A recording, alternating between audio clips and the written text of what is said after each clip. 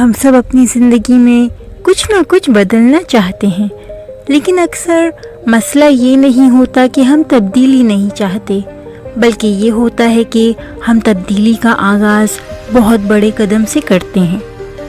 BJ Fogg کی یہ کتاب ٹائنی ہیبٹس ہمیں ایک سادہ مگر طاقتور راز بتاتی ہے۔ بڑی تبدیلی کے لیے ہمیشہ بڑے قدم کی ضرورت نہیں ہوتی۔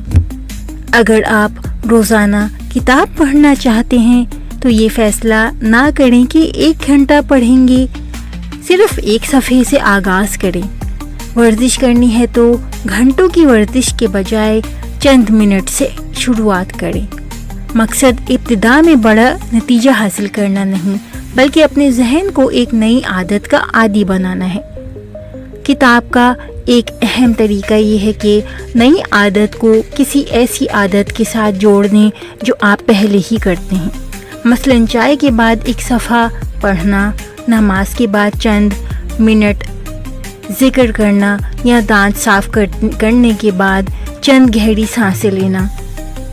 اسی طرح پرانی عادات نئی عادات کے لیے یاد دہانی بن جاتی ہے۔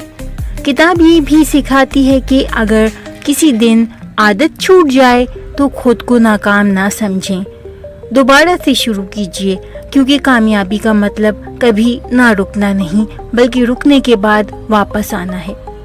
آخر میں ٹائنی ہیبٹس ہمیں یاد دلاتی ہے کہ ہماری زندگی ایک ہی دن میں نہیں بدلتی، وہ روزانہ کے چھوٹے چھوٹے فیصلوں سے بدلتی ہے۔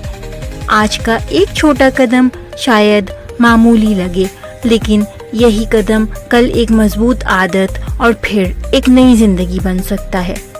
بڑی تبدیلی ہمیشہ بڑے قدم سے شروع نہیں ہوتی، کبھی ایک چھوٹی سی عادت ہی کافی ہوتی ہے۔